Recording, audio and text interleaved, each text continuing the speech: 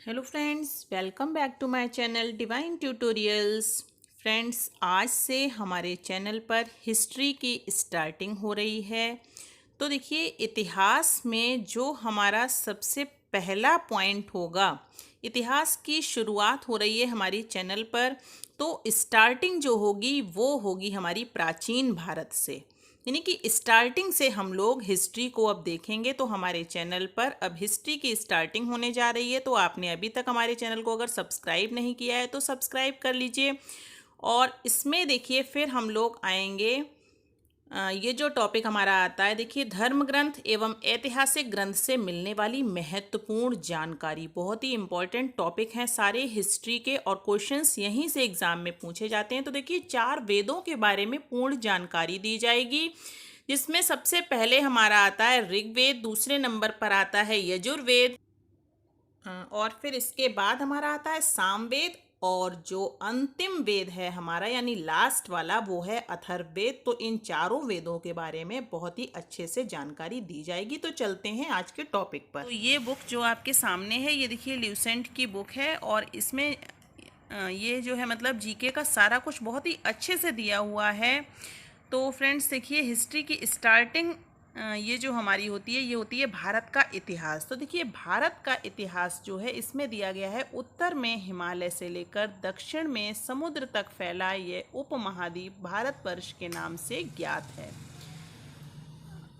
जिसे महाकाव्य तथा पुराणों में भारतवर्ष अर्थात भरत का देश के नाम से भी जाना जाता है, तथा यहाँ के निवासियों को भारतीय अर्थात भरत की संतान कहा गया है। ठीक है, भरत का देश है इसलिए इसको भारतवर्ष कहते हैं, और यहाँ के निवासी जो हैं उनको भारतीय यानी कि भरत की संतान भी कहा गया है। यूनानियों ने भारत को इंडिया तथा मध्यकालीन मुस्लिम इतिहासकारों ने हिंद अथवा हिंदुस्तान के नाम से संबोधित किया है।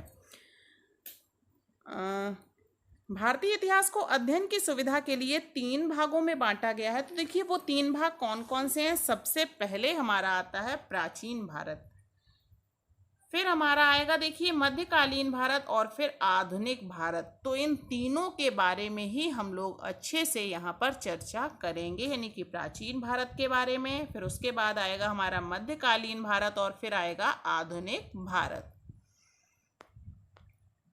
तो देखिए, सबसे पहले हमारा आता है प्राचीन भारत। तो प्राचीन भारतीय इतिहास के स्रोत क्या क्या हैं, सबसे पहले तो हम लोग ये जान लेते हैं स्रोत क्या क्या हैं। तो इसमें देखिए, प्राचीन भारतीय इतिहास के विषय में जानकारी मुख्यतः 4 स्रोतों से प्राप्त होती है। सबसे पहला है हमारा धर्म ग्रंथ, दूसरा है ऐतिहासिक ग्रंथ, तीसरा है विदेशियों का विवरण, और चौथा है पुरातत्व संबंधी साक्ष्य। ठीक है, कौन कौन से स्रोत हैं इसके? 4 स्रोत हैं। सबसे पहला स्रोत इसमें दिया गया है धर्म ग्रंथ, दूसरा है ऐतिहासिक ग्रंथ, तीसरा है विदेशियों का विवरण, चौथा है पुरातत्व संबंधी साक्ष्य। तो अब देखिए, इसमें दिया गया है धर्म ग्रंथ एवं ऐतिहासिक ग्रंथ से मिलने वाली महत्वपूर्ण जानकारी। ध्यान से एक एक पॉइंट को देख लीजिए। तो एग्जाम में अगर कहीं से भी हिस्ट्री का कोई भी क्वेश्चन आ जाता है तो आप लोग उसको आसानी से अटेम्प्ट कर पाएंगे। तो देखिए, धर्म ग्रंथ एवं ऐतिहासिक ग्रंथ से मिलने वाली महत्वपूर्ण जानकारी। तो देखिए, भारत का सर्व प्राचीन धर्म ग्रंथ वेद है। कौन सा है? वेद, यानी कि सबसे प्राचीन जो वेद है वो है धर्म ग्रंथ। कौन सा? वेद है, जिसके संकलनकर्ता महर्षि कृष्ण द्वैपायन वेद व्यास को माना जाता है। वेद वसुदैव कुटुंबकम का उपदेश देता है।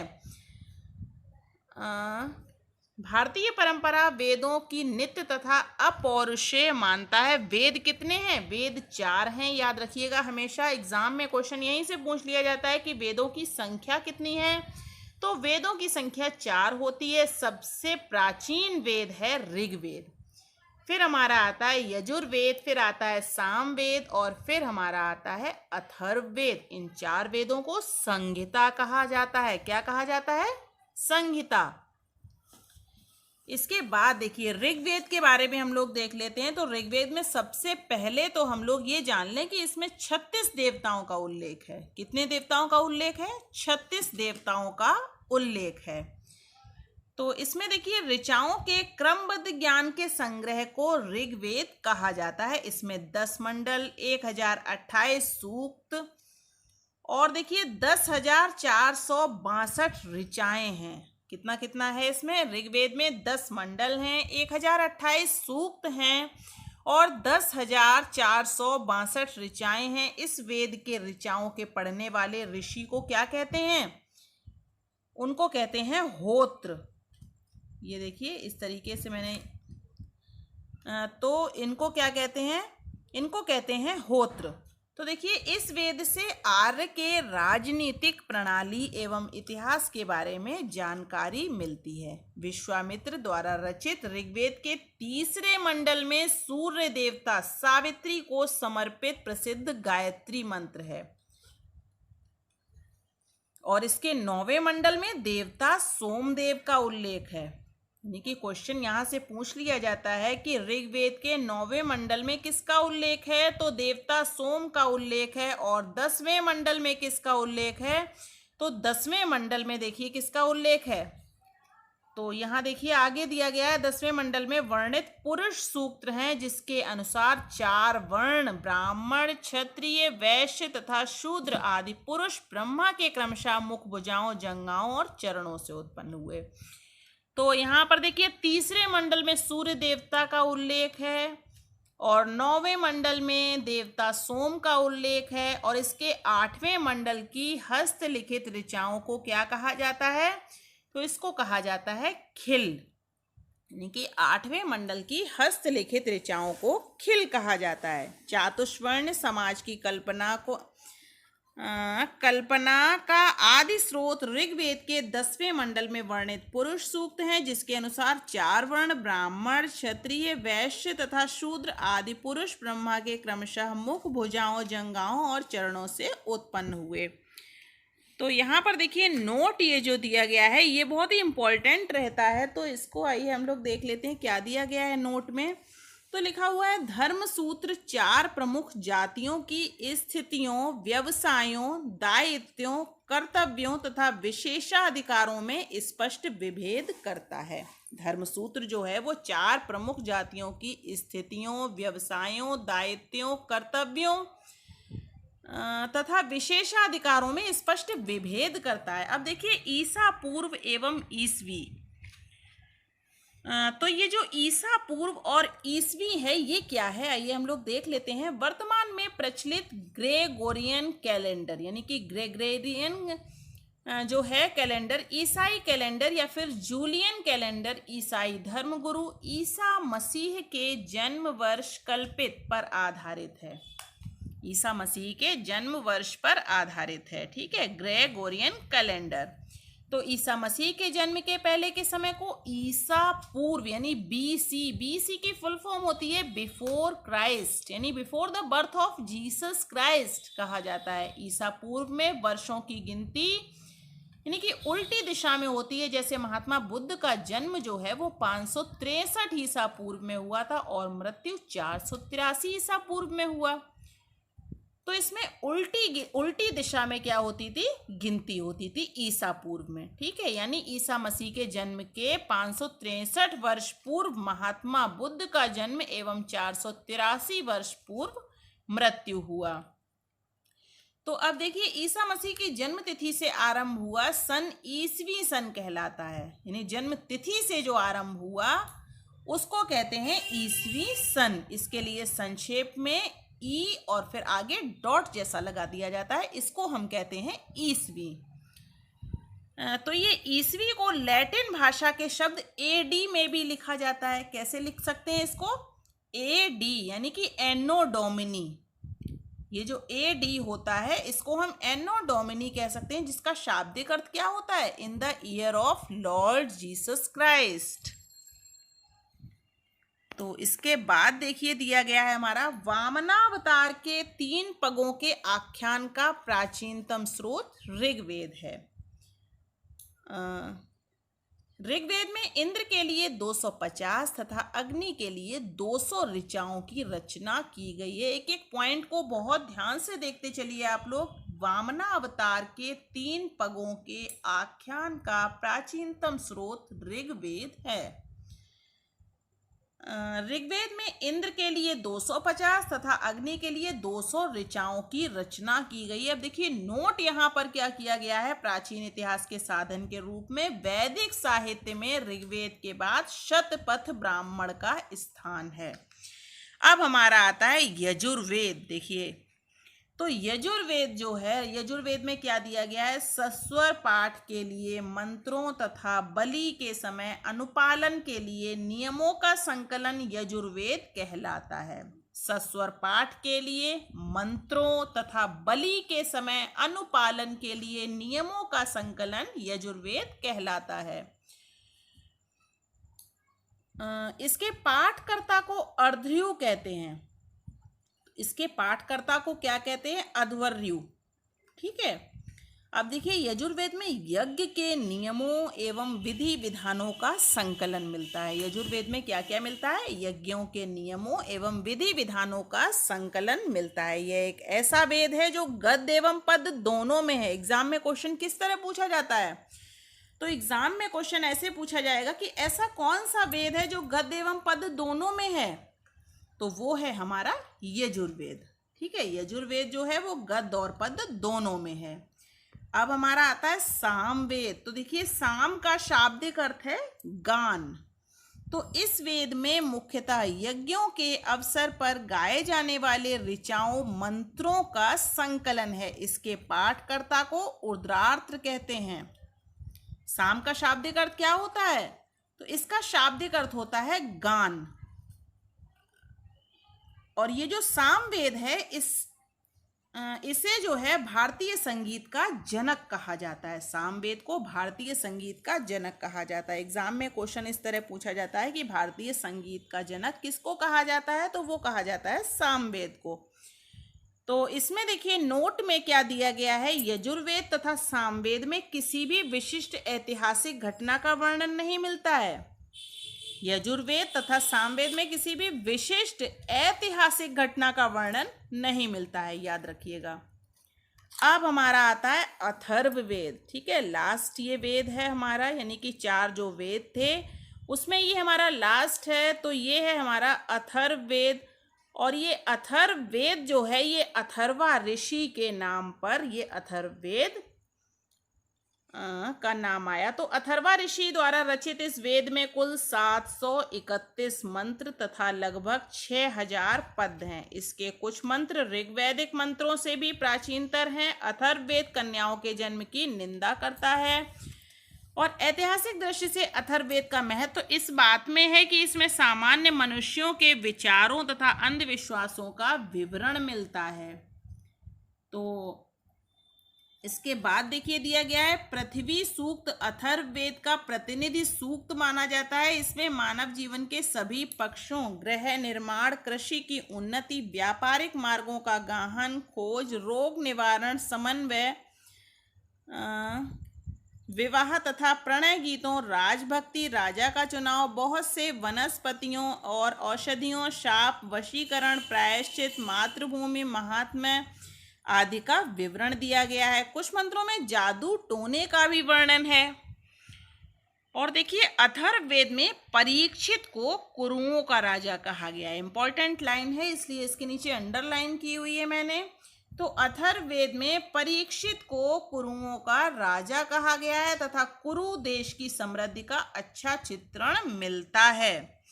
और इसमें सभा एवं समिति को प्रजापति की 2 पुत्रियां कहा गया है। सभा एवं समिति को प्रजापति की 2 पुत्रियां कहा गया है। इसमें नोट देखिए क्या किया गया है, सबसे प्राचीन वेद ऋग्वेद और सबसे बाद का वेद अथर्ववेद है। जैसा कि मैंने अभी आप लोगों को बताया भी था कि सबसे प्राचीन वेद ऋग्वेद है और सबसे लास्ट में जो वेद आता है वो है हमारा अथर्ववेद, जो कि अथर्वा ऋषि के नाम पर आया था। तो अब देखिए इसमें दिया गया है वेदों को भली भांति समझने के लिए 6 वेदांगों की रचना हुई। अब देखिए वेदों को भली भांति समझने के लिए 6 वेदांगों की रचना हुई। ये हैं शिक्षा, फिर ज्योतिष, फिर है कल्प, उसके बाद व्याकरण, फिर है निरुक्त और फिर है छंद। तो कौन कौन से 6 वेदांग हैं? शिक्षा, ज्योतिष, कल्प, व्याकरण, फिर हमारा आता है निरुक्त और उसके बाद आता है छंद। इसके बाद देखिए दिया गया है अगला पॉइंट हमारा, तो इसमें देखिए दिया गया है भारतीय ऐतिहासिक कथाओं का सबसे अच्छा क्रमबद्ध विवरण पुराणों में मिलता है। भारतीय ऐतिहासिक कथाएं जो हैं उनका सबसे अच्छा क्रमबद्ध विवरण कहाँ मिलता है? तो वो मिलता है पुराणों में। और इसके रचयिता लोमहर्ष तथा इनके पुत्र उग्रश्रवा माने जाते हैं। इनकी संख्या 18 है। ठीक है, पुराण कितने हैं? तो पुराणों की संख्या 18 है, जिनमें से केवल 5 पुराण हैं। तो वो देखिए वो कहाँ पाए जाते हैं? वो राजाओं की वंशावली में पाए जाते हैं। कौन कौन से 5 पुराण पाए जाते हैं? तो वो है मत्स्य पुराण, वायु पुराण, विष्णु पुराण, ब्राह्मण एवं भागवत में ही राजाओं की वंशावली पाई जाती है। तो देखिए पुराणों में मत्स्य पुराण सबसे प्राचीन एवं प्रामाणिक है। तो अगर एग्जाम में क्वेश्चन पूछा जाता है कि सबसे प्राचीन वेद कौन सा है, तो वो हम लोगों का हो जाएगा ऋग्वेद। और सबसे प्राचीन पुराण कौन सा है? तो उसमें हो जाएगा मत्स्य पुराण। ठीक है, इसके बाद अगला पॉइंट हमारा आता है, देखिए अधिकतर पुराण सरल संस्कृत श्लोक में लिखे गए हैं। स्त्रियां तथा शूद्र जिन्हें वेद पढ़ने की अनुमति नहीं थी, वे भी पुराण सुन सकती थीं और पुराणों का पाठ पुजारी मंदिरों में किया करते थे। तो अब देखिए स्त्री की सर्वाधिक गिरी हुई स्थिति मैत्रेयनी संहिता से प्राप्त होती है, जिसमें जुआ और शराब की भांति स्त्री को पुरुष का तीसरा मुख्य दोष बताया गया है। इसके बाद नेक्स्ट पॉइंट दिया गया है शतपथ ब्राह्मण में स्त्री को पुरुष की अर्धांगिनी कहा गया है। स्मृति ग्रंथों में सबसे प्राचीन एवं प्रामाणिक मनुस्मृति मानी जाती है। यह शुंग काल का मानक ग्रंथ है। नारद स्मृति गुप्त युग के विषय में जानकारी प्रदान करता है। इसके बाद देखिए दिया गया है जातक में बुद्ध की पूर्व जन्म की कहानी वर्णित है। जातक में बुद्ध की पूर्व जन्म की कहानी वर्णित है। हीनयान का प्रमुख ग्रंथ कथा वस्तु है, जिसमें महात्मा बुद्ध का जीवन चरित्र अनेक कथानकों के साथ वर्णित है। जैन साहित्य को आगम कहा जाता है। जैन साहित्य को क्या कहा जाता है? तो वो कहा जाता है आगम। और देखिए जैन धर्म का प्रारंभिक इतिहास कल्प सूत्र से ज्ञात होता है। जैन ग्रंथ भगवती सूत्र में महावीर के जीवन कृत्यों तथा अन्य समकालिकों के साथ उनके संबंधों का विवरण मिलता है।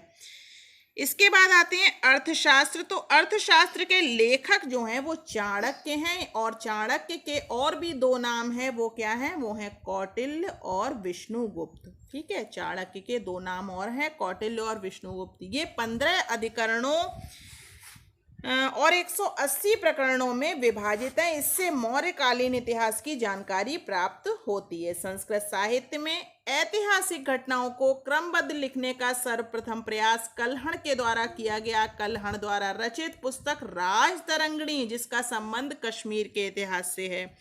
एग्जाम में क्वेश्चन पूछा जाता है कि राजतरंगिणी जो पुस्तक है वो किसके द्वारा रचित है। तो अगर आप लोग इस पॉइंट को ध्यान से पढ़ेंगे तो आप लोगों को ये हमेशा याद रहेगा कि राजतरंगिणी जो है वो किसके द्वारा रचित है। तो वो रचित है कल्हण के द्वारा, यानी कल्हण द्वारा रचित पुस्तक राजतरंगिणी है, जिसका संबंध किससे है?